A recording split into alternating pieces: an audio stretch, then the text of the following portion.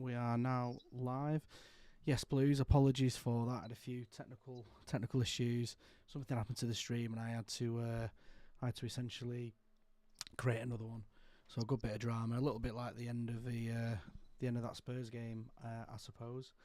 But we'll jump straight into it, guys. I know it's a bit of a late one tonight, but I thought with it being Spurs, I want to get a reaction out pretty much straight after the game. So we're joined today by Luke from the Not in My Lifetime pod. Luke's been on here probably third time, 3-4 times now. So third time now. Yep, third time. Third time. Yeah. So obviously you'll have seen him on his podcast on X and obviously on here as well. And we've got Harry joining today. It's his first time on the channel. Harry's obviously a big Blue. So I'll start with you, Harry. If you want to just give yourself a little bit of a backstory. So when did you start following the club? Well, really, technically since I was born. I mean, my dad's obviously a massive City fan from the area. I didn't really get into it until I was probably about 8 or 9, so going back 10 years, 11 years now. But I think I'd say my first proper season where I really got into it and just was like engulfing it all was probably 13, 14. Before then, I'd say I was a City fan, but I didn't watch the games and stuff. But yeah. So once you get into it, can't really leave, can you? But so that's how long I've been a City fan. Been going home and as many ways as I can for the past 3, 4, 5 years now. Since going back to Manchester, so yeah. Brilliant. So you said since you were 13 or 14, did you say, or? No, I said 13, 14 season. I was going to say it'll be a late one, wouldn't it? Yeah. Who was your? I always like asking this one, but who was your favourite player growing up?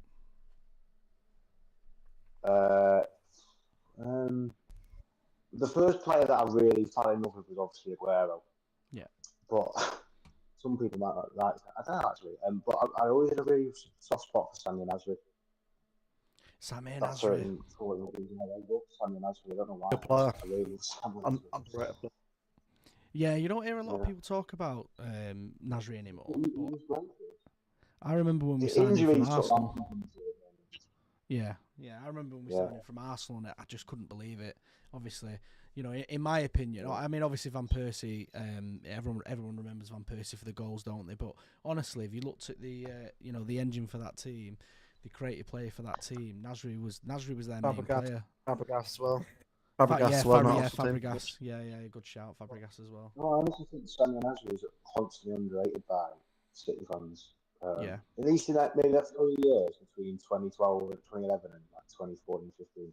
Yeah. He's a top player. That League Cup final goal, the outside the foot goal, yeah. Every time I watch that goal. I always remember for me, I think one of the reasons I liked him so much is that game against West Ham in the last day of the season. He just put us 1-0 up. It was a bit of a freaky goal, really, but he turned up, didn't he? So. There was from memory serves me right, the big goal against Roma. Thinking right there, aren't I? Yes. Yeah, big goal against Roma. That's Zabaleta, yeah. A lot of big goals. Scored a couple of goals in the derby, didn't he? The Chelsea as well. The Chelsea, yeah. Chelsea at home. I was actually at a wedding for that Chelsea one. My dad had it on his phone. We weren't missing that one. What a game that was. I think that Jovetic played in that game as well, didn't he? Remember that? Remember him, Jovetic? I remember Jovetic. He was a good player, man, just in injuries. I was going to be Jovetic that one game against Liverpool. He scored 2 goals and we all thought he was going to be great. And then we had him, Negredo, Aguero, and Dzeko. We have 4 elite strikers. So it's just, mate, I know. I miss them days. Yeah, I remember those days. Do you know what? As well, I loved him because it felt like every time he played, he scored a worldie. I remember. I can't remember who it was against, but Jovetic was a back heel goals and all sorts. A good little player. He just fell off the face of the earth. Yeah, it might have been. So Jovetic just got too many injuries. Too many injuries. Are you a season ticket holder, Harry? No, I'm not. I went to nearly every game past year or two. Dad used to have a season ticket 20 years ago. got rid of it when he had kids because he couldn't go, just couldn't commit anymore. Yeah. And then obviously I just never been able to get on the holiday when I come back. But I've got plenty of City mates who I managed to get away tickets from when they either mate can't go or they can't go. So I do manage to get myself around and stuff. But yeah, well, the reason that I know Harry was actually we met in Madrid. So Harry, a few of us other mates, obviously flew out to Madrid. We met them, I think, might have been the square, in the plaza. Sure, it was the plaza. Yep. And, it was the plaza, but I was honestly so drunk by the time. I think most people were, to be fair. But you got in, though. We were all on the sangria. Yeah, I did get in. We were on the sangria for about 8 hours. Yeah. After. That's the best thing about the trip, to be honest, all the sangria. No, good stuff. No, it was good. So, moving on, we'll talk about the game. I think obviously everyone's a little bit relieved there. I think it was a bit of a strange ending. We had to have that VAR controversy, which we'll talk about. I think it was a bit of a joke and left the game for me on a little bit of a downer. Really, I felt quite bad for Erling there. I thought it was a brilliant goal for him, but going into the game, obviously when the lineup dropped, Luke, I'll come to you. What were your initial thoughts when you saw the lineup? You saw obviously Núñez was starting. Do you know what? I was actually happy with it. I thought the attack was fine. It's actually one word. Doku, Savinho in the wings, Mamouche behind, obviously Haaland up front. I think Haaland proved today exactly why we missed him against Madrid and Liverpool. He's a focal point. He caused issues with that back line, and we haven't got that focal point. It's so easy to play through us. But I thought Núñez played well today right back. I thought I played really well. I was quite impressed. I was obviously long term. We'll have an actual player there plays right back there long term, but again we can't have that right now with obviously our current options of obviously him and Rico Lewis. But yeah. I was pleased with it. I thought it was good seeing Cover and Nico in midfield as well. I mean, it's probably what I would say is probably our best team right now anyway. Yeah. So, but obviously we'll go into the game in a bit. But yeah, I think in terms of like before the game, I was pleased with it definitely. Yeah, no, same. I think obviously, I think there was a few eyebrows when Núñez obviously was on the team. He's not obviously played for a few games now, but I think every player is going to be used, aren't they? We've seen that this season. Everyone who's fit is going to play. Even some of the younger lads have gotten game time in really, really big games because obviously all the injuries. So not too much of a shock, to be honest with you. And I actually think he was okay. I think people need to. There's a lot of division, I think, around Núñez. Now, I don't think he's City level, to be honest with you. But at the same time, I always think it's a little bit harsh when you're throwing pellets at someone who is playing just completely out of position. It's obviously not his preferred position, but he's putting a shift in, whether he's doing well or performing well. I thought personally he was okay today. It's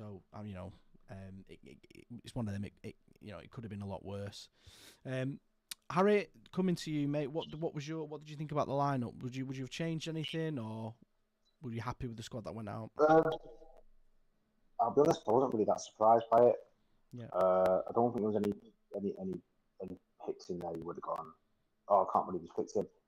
With Núñez at right back, Rico Lewis really didn't give himself any favours against Liverpool. So yeah. I wasn't too surprised he'd gone with Núñez at right back. And like you said, I think he did alright. He didn't do anything wrong. Didn't obviously have a worldie, but you can't really expect him to.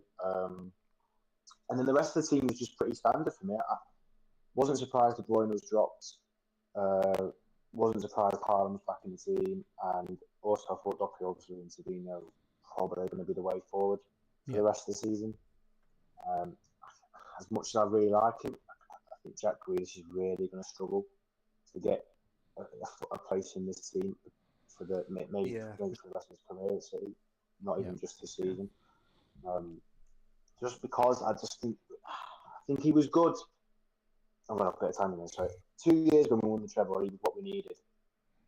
I just don't think he brings anything for us anymore, which is a shame because I love him. But like our system's changed, and he's suffered from that.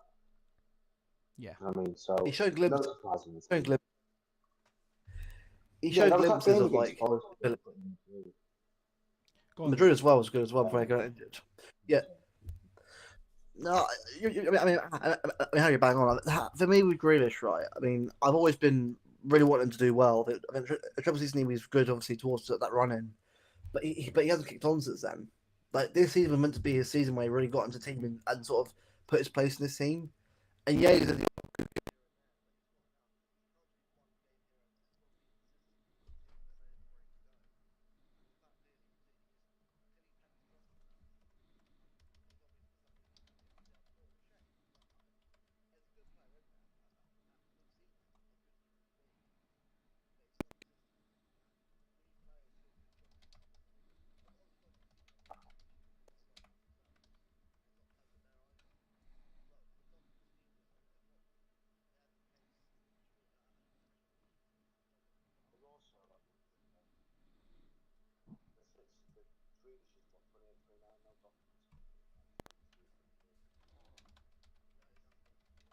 you know,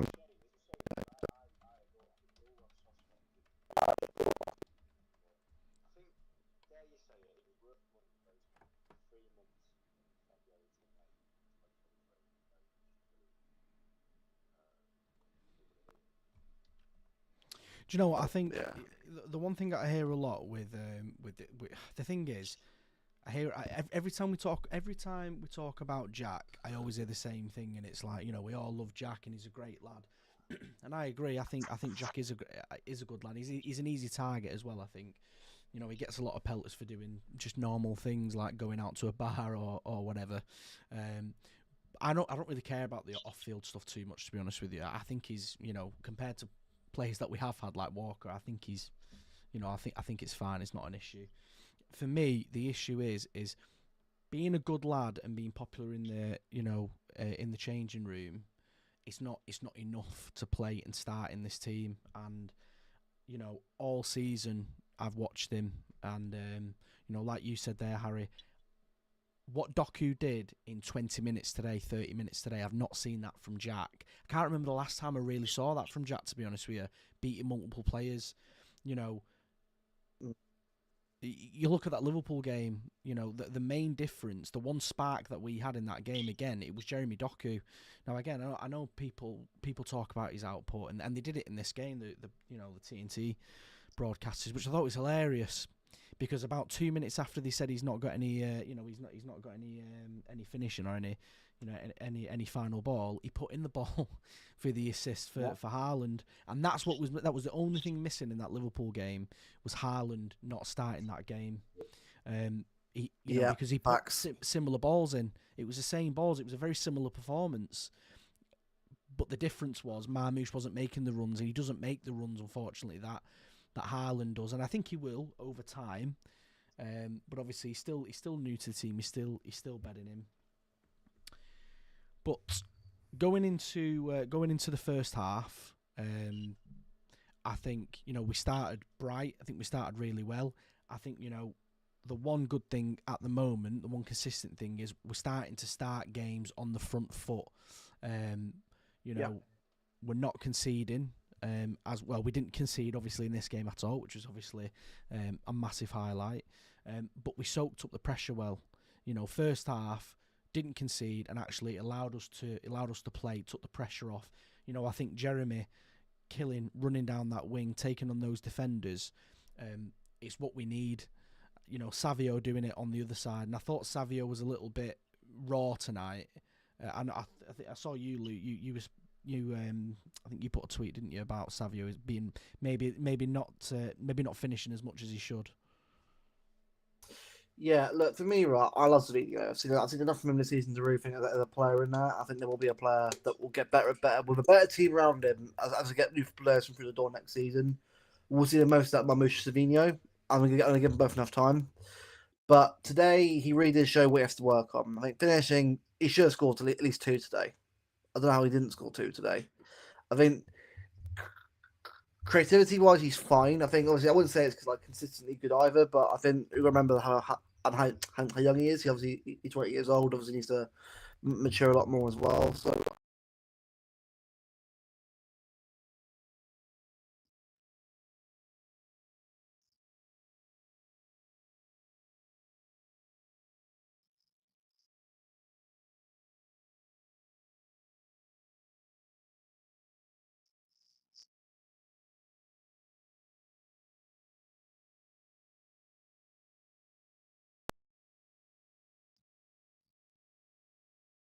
I think it'll definitely give us a lot of confidence. Hopefully, we can get us obviously up for obviously Saturday, obviously going forward as well. But I think in terms of Vino, a lot to work on now. He makes the runs. I mean, the runs aren't a problem. I think he can take the plays on when he cuts into the middle of the park. I think he does that better than Doku. He carries the ball more naturally than Doku. He's got that Brazilian flair, hasn't he? He's always going to be. They're always decent at dribbling at the end of the day. But I agree. I think some of the shots that he takes. They come across they look very weak and quite simple. Jeremy can be similar, to be fair, but he looks a little bit more clinical. There was a shot, I think it was in the first half where he dribbled into the middle and he pulled it to the left, and obviously the keeper kind of tipped it out. And I hadn't really seen that, because usually when Jeremy shoots, it's over the bar or wide, but he seems to be finding his feet more now, which I think is really positive. But I agree with Savio.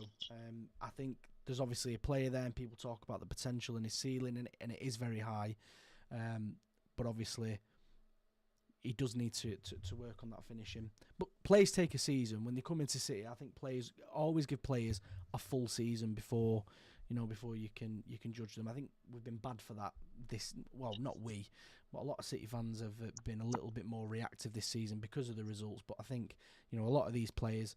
You look at Kushinov. It's his fourth game, fourth. I think it's his fourth game. He's playing brilliantly. But again, people have to remember, that 10 minutes, he was a little bit shaky. He was, couldn't really find his feet. Missed passes here and there. But he's still getting used to the league. Harry, what's your thoughts on Kushinov then, the new lad? Honestly, I thought he was the best player in Madrid. Yeah. I didn't think when we played, I did think a lot of players were good, but I think he was the best of the bad bunch. I thought he was one of arguably the best player against Liverpool. At least he was up there. And today again, I wouldn't say he was the best player today, but he was solid. Didn't put a foot wrong. A couple of misplaced passes here and there. That's going to happen, isn't it? I mean, even Diaz and Stones, and people have been here years, are still misplaced passes. He's defensively really strong, which I love. Reminds me a lot of Otamendi, but with pace, which is brilliant, isn't it? So I honestly think he's probably what we need. And I actually think something that a lot of people have gone under the radar, particularly this game, to take out of it, is we've actually kept a clean sheet away from him. Yeah, that was massive. Three times this year, something like that, stupid. Not keeping clean sheets. Not even at home. Tottenham could have scored, but I think getting that clean sheet is going to be hopefully a big confidence booster for some of them defenders, midfielders as well. Yeah, no, completely agree. I think the clean sheet was massive tonight. We should have been 3 or 4 up, to be honest with you, in that first half. I think that's the only. I mean, you've got to be honest. It's positive. We won the game at the end of the day with a clean sheet. At Tottenham, the Tottenham Stadium, at Tottenham's ground, it's almost unheard. Well, it is unheard of. I think we were helped, to be honest with you. I thought personally, listen, we don't talk too much about Tottenham. I did find it really odd that they didn't start Son and some of the other lads that played against Ipswich. Was it Jed Spence? Yeah. He was another one that didn't start. I thought that was Kulusevski really as well. Yeah. I mean, Kulusevski's been their best player. I just found it. I saw that lineup and for them, and thought, well, if we're going to beat them, this is the team that we're going to beat, because from an attacking standpoint, they were pretty muted. Terrible. I think they looked a lot better when Son and Kulusevski came on. In fact, that last half an hour, I don't think we necessarily defended poorly, but they definitely should have scored a goal. Yeah, A lot of chances. well, we've seen it a lot, haven't we? We've seen it a lot where take the foot off the gas, second half, and obviously, prior to today, we've gone on to draw or lose the game, or even just get battered. To be honest with you, I was worried about that, especially especially when we took Nico off. I was starting to panic a little bit then. But someone said to me, I was speaking to a few of the fans on Twitter before the game, and again, it's the same thing of you've got to start De Bruyne. You've got to start. I think someone put De Bruyne and Gundogan in the midfield. I just thinking to myself, we've seen that. It doesn't work. Gundogan on Kovacic on, and the whole thing just fell apart. Yeah. 2 goals, which basically result. This is what I mean. My team would have been literally the team that Pep put out. I think bar Nunes. I didn't have Nunes in the team, but I had Kovacic with the Nico, because again there's good legs in midfield there. And actually Kovacic, when he's not so worried about he's not so worried about what's going on behind him, he can push up forward, and actually he's really good at breaking forward from midfield and getting it out to the wider players, or even through, which has not been it. When Gundogan plays, or even Bernardo, he can't do that because we're just always flooded through the midfield. So I think, I love Kovacic. I think he's definitely got another year in him. I know there's a lot of players that are on the chopping block at the minute, but for me, he can't be one of them. I think he's a really tidy player for us. 100%. Yeah, I agree with 100%. Rusty, I think. Sorry, quick Oh, one. go Are on. you guys taking questions in the chat again? Yeah, we'll take questions. Now, I am working on some bits behind the scenes on making the stream a little bit more visible. I am obviously still all new to this, all the editing side of streaming, so just bear with me. It is getting there. It is becoming a lot smoother. So we will have, I think from next week definitely we'll have some of your questions up on the actual stream. But for now, we will answer some of your questions. Luke, I did cut you off. What did you want to say, mate? We'll come back to you. I forgot what I was going to say. It's fine. I'm sure I remember at some point. It's all right. Awful host etiquette. I do apologise. So, how are we feeling after the result? I think you've got to feel happy. I was thinking about this earlier. I'm pretty sure this is the first stream I've done for a win. So I should be sat here with a bottle of champagne, really. I think it is, yeah. It's been a long season, mate. Yeah, it's been a long season, because I think for me, right, I hate being down about the team, because you get enough people saying negative, right? And I can't exactly sit here and pretend everything's okay when we're getting results that have been good enough. I'm not even angry we're not in the league this year. I'm just that performances have been terrible this season. But today was a lot better. Look, going forward should have been better than what it should have been. Of course, it should have been. But we got a clean sheet. We got a win away from home against a Tottenham team that we don't always get results for that anyway. I know we've had recently last season or so, but especially where we are right now and going for top 4, it was huge. So I think in that regard, I'm happy. Obviously, it's not, obviously it doesn't mean we're back. I'm not doing that. I need to see a lot more consistency over a number of games before I start saying we're back yet. Let's say we go on around like 5 or 6 games wins in a row. All right, cool. But I'm not sitting here after what they're winning against Tottenham saying we're back. I've got to see a lot more progression, a lot more, form, and then we'll see what happens. I think now our run's pretty good now. Obviously after Tottenham, I've got Forest and Brighton next. Obviously after Plymouth, which obviously are 2 tough games. But I'm feeling good about end games. I think I'm feeling good as long as everyone remains fit. Touch wood. The ones who got left, and we get players like Echeverry back and Bob as well. Let's see what happens. That's all I say. Let's see what happens. Yeah, no, yeah. I agree. I think you got to remember. Go on. Sorry. Well, the next league game is Forest away, and Forest they just got a point against Arsenal today at their place. I think their place, wasn't it?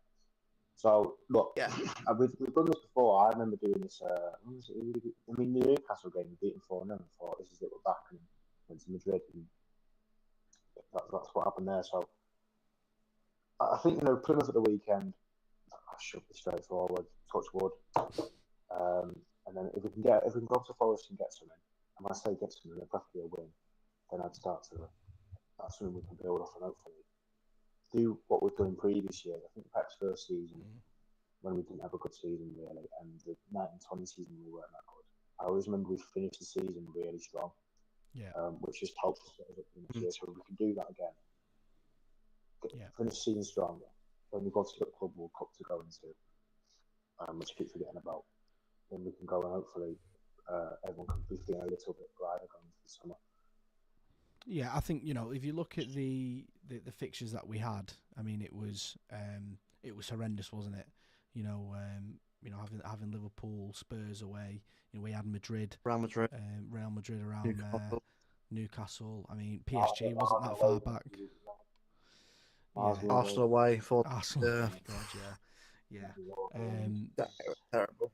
Any team in the world would struggle with that fixture run, and obviously it came at the worst possible time because obviously we're bang out of form, all the injuries that got mixed in. But actually we can be positive. We've come out the back of that. We're still within top four. We've not fallen out of that, which again that was a possibility with how we were playing in those teams. Again, I think we've been all right. We've been lucky with some of the results that have happened outside of the club, but again, you need a little bit of luck. But I've been stung. I was stung after the Newcastle game, thinking we look good. We'll be able to string a few wins together, and obviously, and then we lost to Madrid.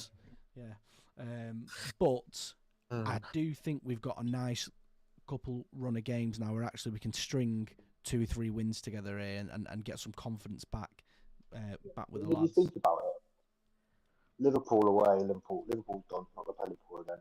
We're not going to play Arsenal again. We're not going to play Tottenham again. We're not going to play Chelsea.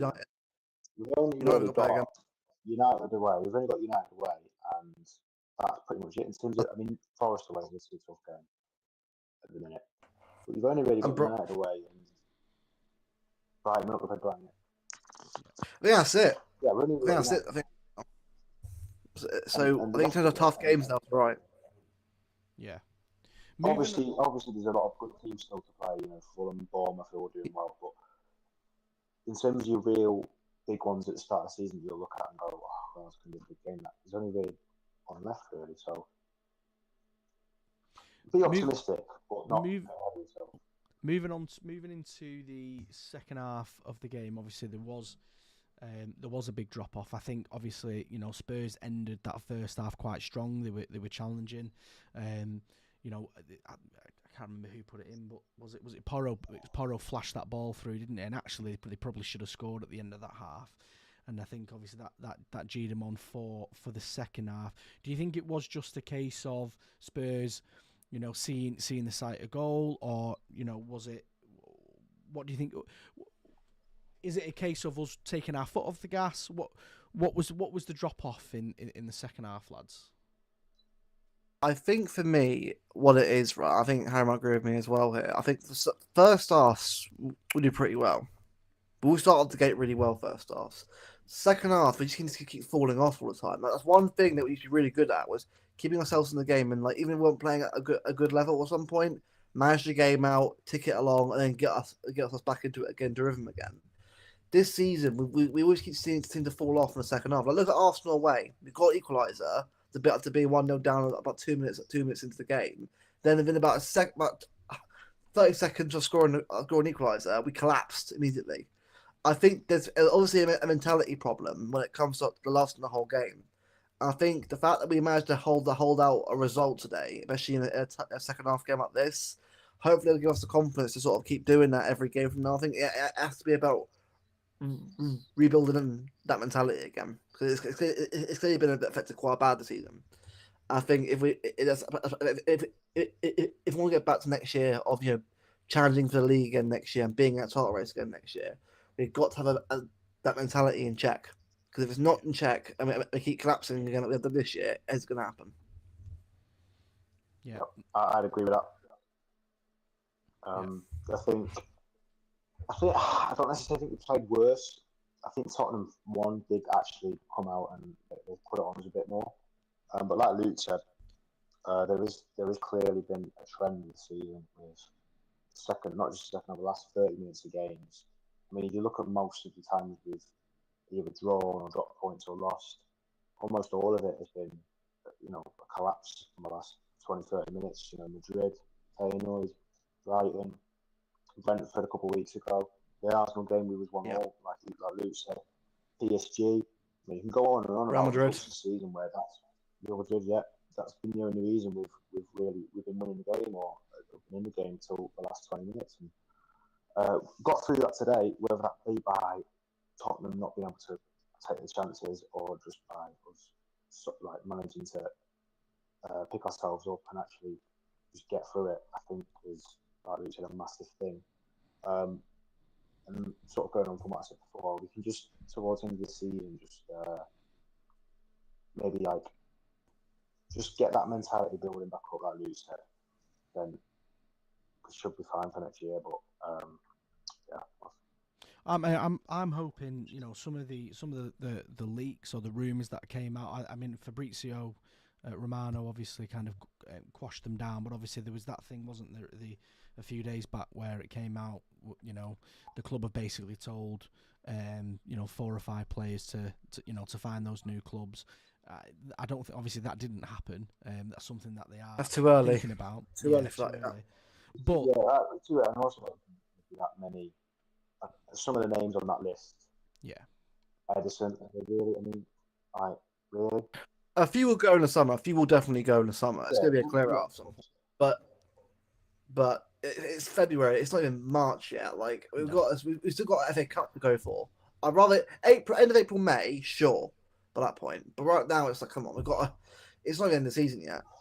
But yeah, I just want to get the focus on League Cup. Obviously, League top 4 is still there, need to get sorted out, and also FA Cup still there. It was end of the season. I understand. No way. I think that rumor is a case of one of them where. Was it 8 players on that list or something? Something like that? 8 players, yeah. I'd see it maybe that those 8 players are on the potential list of players who could go, but I can't see all 8 of them going. That's just not going to happen. So what I imagine is happening there. The one thing that I was hoping it would do, to be honest with you, is G some of these players on.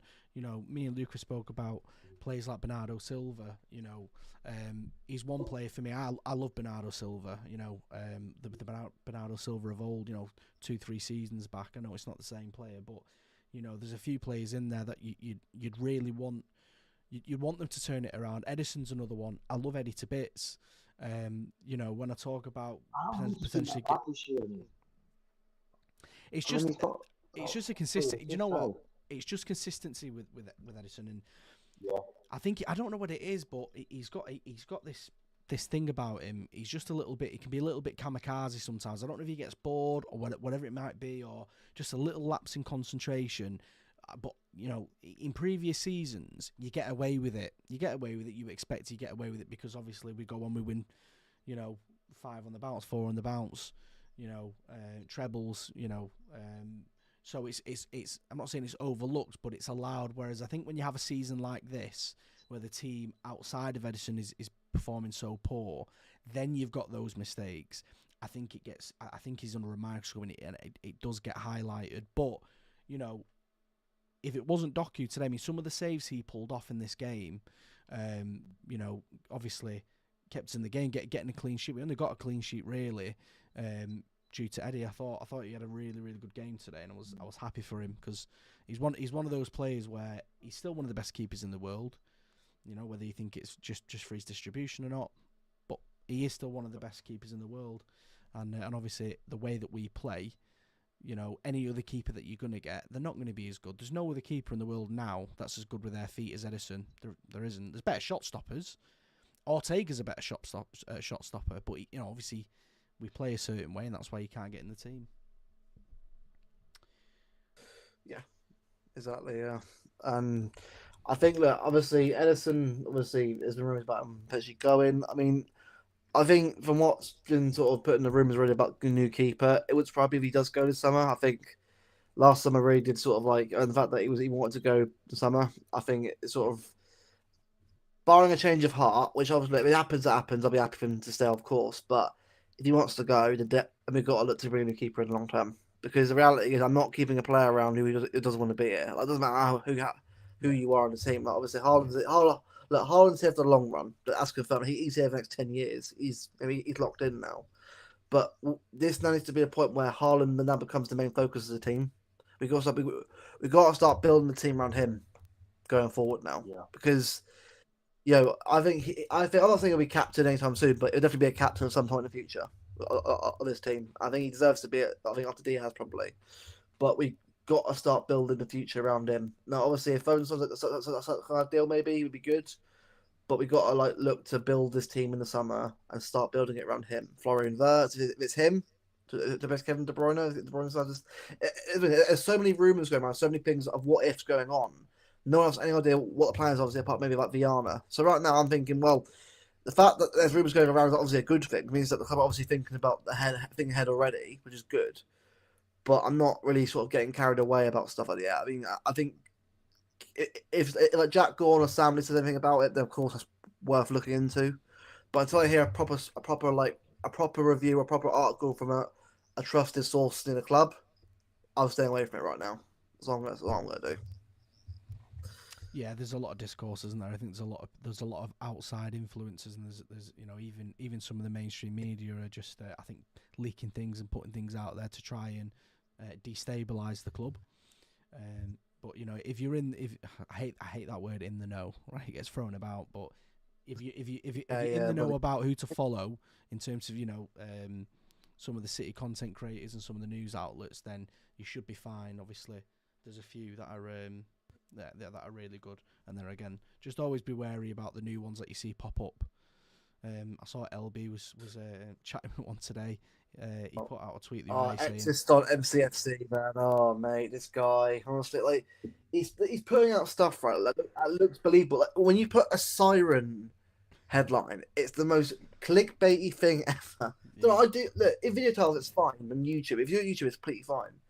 But if you're doing it on Twitter to get traction, it's like, oh, just come on, man. Like, just leave it to the actual sources that we trust, man. Not some random account of like 2.5k followers that thinks, oh, I put something like this because I have a source. Like, come on, man. Yeah. Seriously. Well, there's a bombshell signing that's going to be done. Trust me. And when it drops, and the thing is, right, if you're putting tweets like that out for a team like Man City, there's like a 50-50 chance that could be the case. We're a massive club. We're in the middle of a transition, so it's one of those, isn't it? You flip a coin, you're going to get heads or tails, and then if there is a big signing, it's like, well, I told you so. I told you to wait. See, yeah. But yeah. There's a lot of those guys around. I want to talk about Mamouche. Obviously, the game he had against Newcastle was fantastic. I think, I said it feels like he's arrived. He's obviously found his shooting boots and he's starting to pick up some of the rhythm. I think today was a difficult game for him. He was in the game, obviously, made some decent runs, but he looked a little frustrated today.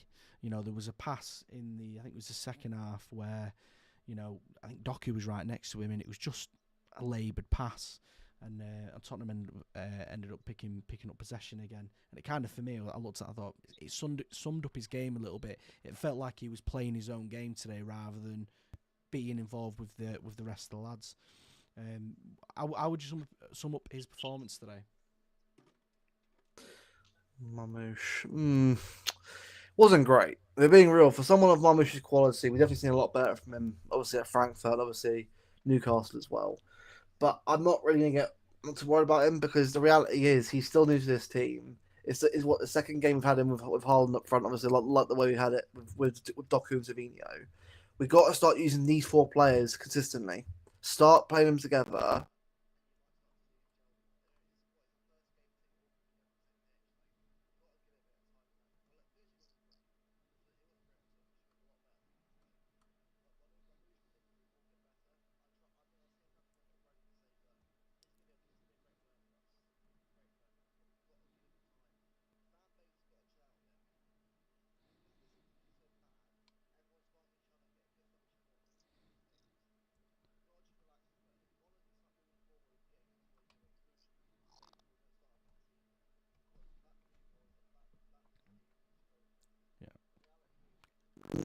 nothing will change long term this season.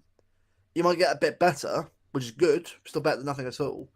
But you aren't going to get the elite high level City until at least next season, in my opinion. Yeah, no, I agree. I'd agree with that, bro. I think you've got to give any player. For me, I just always have that 1 season rule. There's a lot of people who talk about transfer fees and wages and so on. It doesn't make a difference. If you're coming from a different league, there's no league where it's not going to take any adjusting to come into the Premier League. It's so physical and so fast. And so I always say, again, I talk about Doku a lot, but I see he gets pelters all the time, and I just say to everyone, fair enough. I agree with the finishing. Just wait till next season. Give him this season, find his footing, get a season under his belt. It's the same with Jack. Playing in this new system, it's difficult playing for this system and playing, for Pep's Man City, because, it's not as simple as playing for someone like, United or Spurs, where you've got one job. You're a winger, great, go and attack. Whip the ball in, get a couple of goals here and there. Everyone on that pitch is asked to, track back. So, and move into multiple positions. You look at Núñez today. One of the benefits, I think, of having Núñez in the team is when he does break, when we do break, we can kind of go 3 at the back, and he can kind of drift into midfield where he's a natural, where he naturally plays, and he does give he does. I think he does help the team, in that sense. So, yeah, just give the lads a season, give the new boys a season. I think, that the Brazilian lad, the Vitor Reyes, I think he's definitely going to need a season, to be honest with you. I think there's a reason why he's obviously, not been involved in a lot of the big games. I know he played in the FA Cup, but, coming from, he's a young lad. Like I said, he's only stick thin, that lad. He needs to put a bit of muscle on. He needs to do same with Rico, but I've seen enough from him. I think I've seen a little bit from him already from what I've seen in Orient. I saw there's definitely a good player in there. I can see what the Brazil on about, how good, and I think with him, we got him and Krishnov are going to be the future of this team. Definitely, these guys are the future back too. I reckon. I mean, look, it's hard to sort of really say that, I know, but the fact that we've trusted Krishnov already, he's already paying us back, despite how old he is in a new league already, with how hard he's working. Look, of course he make mistakes. Of course he will, because he's 20 years old. He's not the full package yet. Maturity of a high level centre back yet. He'll make mistakes. Of course he will. But as a fan base, we've got to keep backing him. Like, he's already shown already stuff that he's really going to fight for us and really go for it. And you see the quality in there. Vitor Hayes, obviously, I'm sure will probably play on Saturday against Plymouth. I'll probably see a bit more of him then, which we could see how he does then. Nico as well. The new guys coming in so far, we've got to remember they're coming into a team that's been left a bit to rot in a way in the midfield, particularly. Defensively, not so much, but injuries have kind of ruined defence in a way this season more than actually the rot has. The midfield that's rotted. I mean, Gundogan and De Bruyne have been unbelievable players and servants for this club over many years, De Bruyne especially. But the legs and age are starting to show, and you can't expect 4 new players to come into that team and immediately turn the team into a fighting machine again. That's the reality of it. But I think we've seen enough already so far from obviously Hayes obviously a bit more. You see a bit more from him, but the 3 I've seen so far, them guys, I've seen enough of them already. Yeah, just give them time. Just give them time. Just remember as well, we've got Echeverri coming. Exactly, yeah. And Bob as well. Coming and playing loads and loads of games, but he might make a couple cameos, and then you can imagine he'll be included a bit next season as well. So, yeah, and just going on what you were saying, about the sort of there's no league where or in City coming into City seems probably the hardest team to come into. I don't know if anyone else noticed this, and that's probably just me. When Nico Gonzalez went off, Pep Guardiola was shouting at him like something, pointing at him like really intense, and the camera was on him. And just as he was sort of finished talking to him when he went off, Nico Gonzalez sort of looked at the bench and just went, like he gave a really like sort of. And no, it wasn't a bad thing for me. It actually just showed he was sort of going, gee, this is more intense than I thought it was going to be. Because him and Rodri together. Him and Rodri together.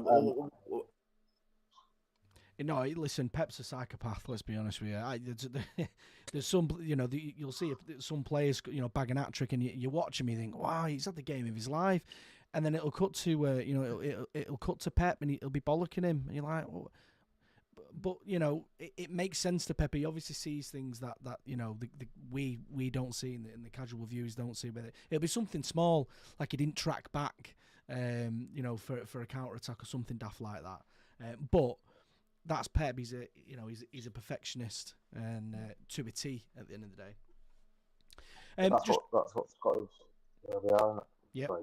No. I agree. I think that's what's one of all the trophies at the end of the day.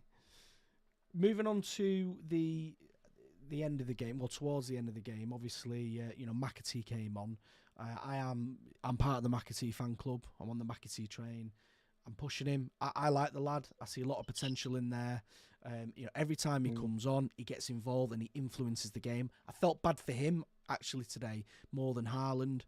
For getting, because obviously he would have got the assist for that, for the goal. But do you think McAtee? Do you think he has a future in the team? I know there's obviously a lot of people saying if we bring in some of these new players like Wirtz, we're going to end up shipping him off. But do you think there's a chance he stays, or is he destined to move on?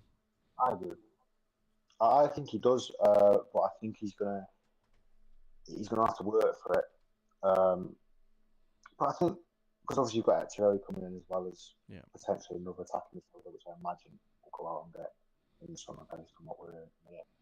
But if you look at the last month or so, since sort of December, a lot of the big games even, he's not necessarily been starting McAtee, but Pep trusts him enough. He's bringing him on when we're 1-0 down, 2-0 down.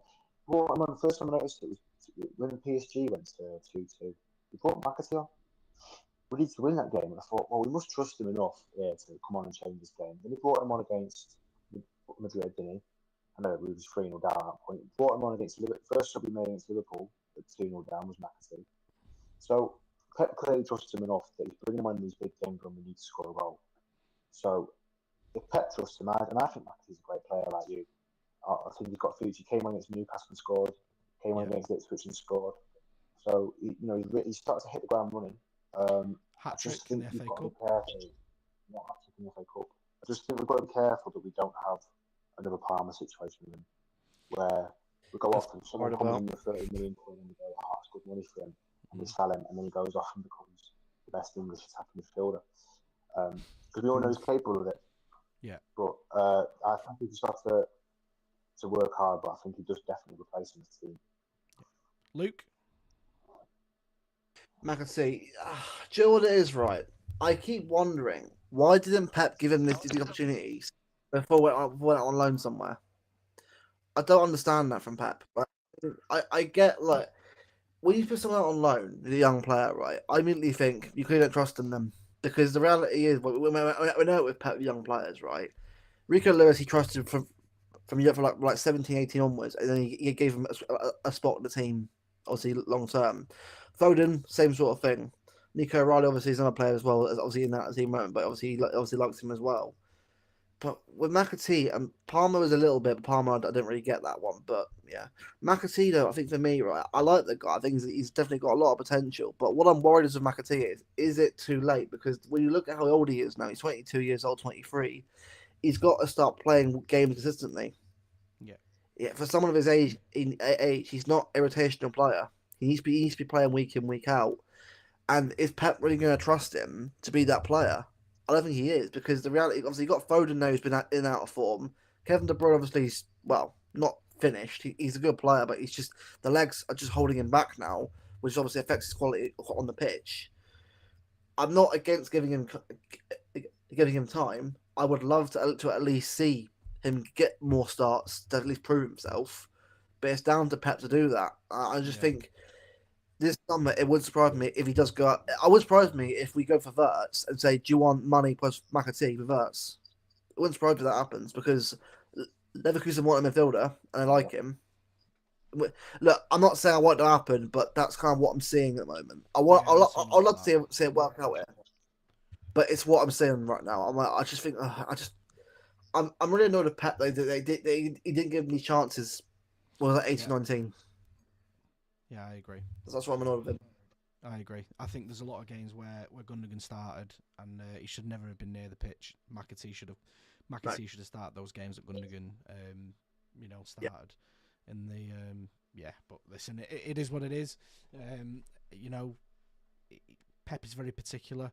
I think he's playing him more now, but again, I felt bringing him on. What was it, 89th minute today? Again, I looked at him and I thought it must be so frustrating because again, every time he comes on, he's influencing the game. He's doing something. He's getting a goal. He's getting an assist. So I'm not really sure. If I'm him, I'm sat there thinking, I don't really know what more you want from me. But if you're giving a player two minutes and he's getting, I know the assist didn't count in the end, but again, it was brilliant. Good little link-up play. Good play between him and Haaland. Moving on to Haaland, what did you guys think of that decision? I've got an idea, but correct or should it have been a goal? The handball. They said on commentary, didn't they, that the referee, which I didn't realise at the time, had given the on-field decision as handball, which I didn't know. But apparently, VAR didn't necessarily, it wasn't handball, but they said we can't see enough to overturn the on-field decision, which is just a load of shit, isn't it, really? But at the end of the day, I think I'd been a lot more annoyed about it and a lot more vocal about it if we'd gone and drawn that game. I'm gutted, obviously, for Aaron and McAtee, but it is what it is, isn't it? Didn't really have too much of an effect on the result at the end, so you can't really moan too much. I think what's it? I think he said something about it being VAR couldn't clearly see if it was handball or not. So if the referee had given a goal on the pitch, I think the goal would have stood. But it's just stupid. Yeah, it's a shame because the goal was good as well. It was a good goal as well. Yeah. The way he sort of held two defenders. I thought that was proper hard goal. That was. I just feel like it's where VAR, right? You need to be clear on that. If he has handballed it, I'm trying to look at the footage again. Think, is he handballed it? Is that clear, obvious? But look at the way Danzo's right near him, chesting the ball onto him. It's like, how is that clear, obvious handball? I think they're saying that it wasn't clear, the error wasn't clear and obvious from the referee enough for him to overturn it because he obviously gave an handball. Whether I agree with it or not, but I think that's what they're saying. Yeah, look, it doesn't matter. We won the game anyway, but I feel for Haaland because Haaland actually was a good goal from Haaland as well. Good goal, but oh well. A really tidy finish for a guy who's no good with his feet. Apparently, it was a decent finish, wasn't it? So yeah, well, it's what I mean. Go on. No, I just I think for me with Haaland, right, it's just this season he'd be on more goals by now, at least 30 goals by now. If it wasn't for the way we were playing and the form we were in, because I mean the start of the season he was unbelievable. I was there at West Ham away when he scored those 3 goals. That hat trick was unbelievable. I immediately thought if we get, I was at the time obviously I didn't know we were getting Gundogan in. Well, I don't know. It wasn't at the time. I remember it was at the end of the window again. I forget obviously how close that last week was. Gundogan signing the last week window, wasn't it? But it was. Seeing that that team then, right? I would say, seeing how we were playing, obviously Rico midfield, Kovacic midfield, it was working really, really well. Even Rodri playing on the pitch at times. Yeah. And you see where we were then. I think we were playing such good football. Grealish was playing really well. It felt like we were watching a proper team there. And then you see where we are now. It's like it's night and day. Obviously, I'm not saying it's bad right now, but it's just like you can really see that there's just if we just come more consistent this season. Haaland would be at least on more goals than he is right now. But when we first sort of saw the problem, they just kept coming because people forget we were actually undefeated until we lost to Tottenham in the cup, which was end of October. So that's August, September, October. We were undefeated in last game in any competition. And then obviously, look, I think the cracks as soon as they started to show once, they just got bigger and bigger and bigger. That's been the problem. But, well, what can you do in it? That's it. Exactly, so, guys, we are coming up to, we're not far off an hour now. It is a bit of a late one, so we'll wrap up shortly. But we'll finish on a question here from Ben Stott. I think it's a nice little way to end the stream. Are you guys now confident for top 4?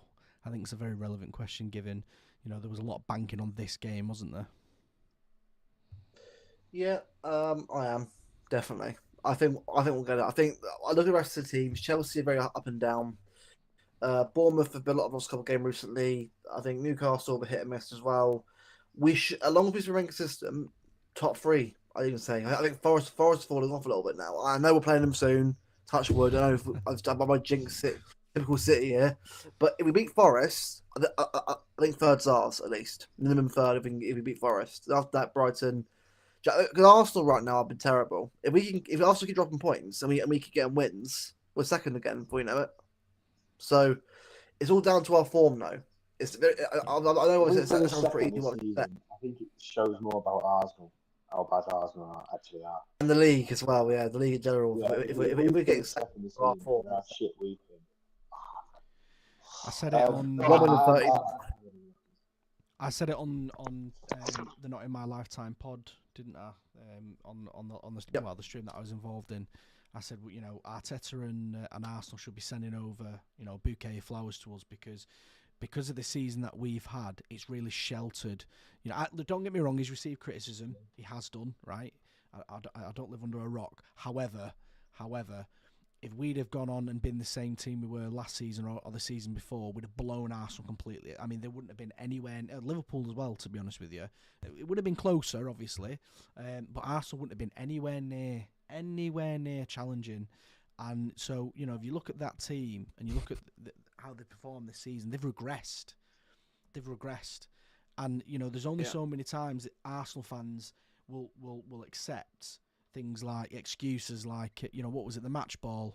Oh, we don't like that match ball. It's too heavy or whatever, or it's too windy, or, you know, because Klopp did the same. But the difference is, you know, they won Champions Leagues with Klopp. They won the Premier League with Klopp. So it was annoying, but it's like, all right, fair enough.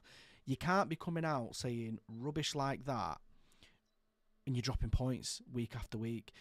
A title-winning team, a championship-winning team, and, you know, listen, we know more than anyone. At this point in the season, this is where you ramp up the pressure on your Liverpools and your Cities. You can't be dropping points at home. You can't be losing to West Ham. You can't be dropping points against Nottingham Forest if you're going for the league. So, in a nutshell, am I confident for top four? I am, actually. I think, you know, for the first time, I'm seeing an actual starting 11, an in-form starting 11 is starting to show. And there are certain players now, like, you know, Kushinov, he's got to start every single game. He's got to, you know, he's in great form at the minute. You know, obviously Gonzalez has really shored up that midfield. I think he's been a breath of fresh air. Marmoush will come into form. I think you've obviously got to give him time and keep playing him. You know, next season, Foden will be back. He's having a bit of a bad season. But I think he'll be back next season. But yeah, top four, I think so. And I actually think we're 7 points off Arsenal, I think. I checked earlier. I think we're 7 points off Arsenal now. Yeah. So, you know, still a few games, but the dropping points, you know, it seems like the dropping points pretty much, you know, week in, week out at the minute. So top four for sure, and if not, then we've got that fifth spot as a bit of an emergency. Typical City, we'll probably do fifth, won't we? Get fifth spot or something daft, and it won't end up counting. It won't end up qualifying for whatever reason. Oh, bloody typical, yeah. Europa League. Well, Europa League wouldn't be so bad though. Kazakhstan away. We won that. Turkey away. People keep saying to me, what are you gonna do when you get relegated? I said, well, the away days will be quality. Grimsby away to places I've never. Grimsby, Eastleigh, we'll be there. We'll be there. Yeah, Braintree, never been there. Fancy that. Yeah, we will be there. Halifax, why not? Halifax, Kidderminster, why not? Nice 3 horses rolls, stuff like that. Yeah. Well, guys, we'll wrap it up there. Like I said, it was a bit of a later one tonight. Apologies for the technical issues at the start. These things can happen though. And thank you for some of the comments that we got in the chat. Again, thank you to the guys that have joined today. You can catch Luke at Not In My Lifetime Pod. That's obviously his main channel alongside. You're better off. Do you want to shout out the channel, mate? Yeah, sure, yeah. Well, it's easy to look up. Just put in NIML, NIML pod, and it should come up on YouTube anyway. Obviously, it's called Not My Lifetime because, like you said, that's what Not my lifetime, City will be at the top. Yet we are. So it's funny. And yeah, I just thought, it's been going for a year now. So if you want to come over and chat different blues from around the world every now and again, yeah. So I'm sure to Lewis support as well. So that'd be good. Awesome. And Harry, I know you don't have a YouTube channel, but obviously you just you're a massive fan. Is there anywhere that you any of your socials you want to shout out where people can catch you? Yeah, but Twitter. Your Twitter? That was an awful time for him to crash that one. At HNubs5 on Twitter. Tweet occasionally about City and travel, going to away days or whatever. So go give us a follow, everyone. Brilliant. Well, again, thank you both very much for that, guys. And enjoy the week. I'm sure you all will now, and I'll see you all for the next game.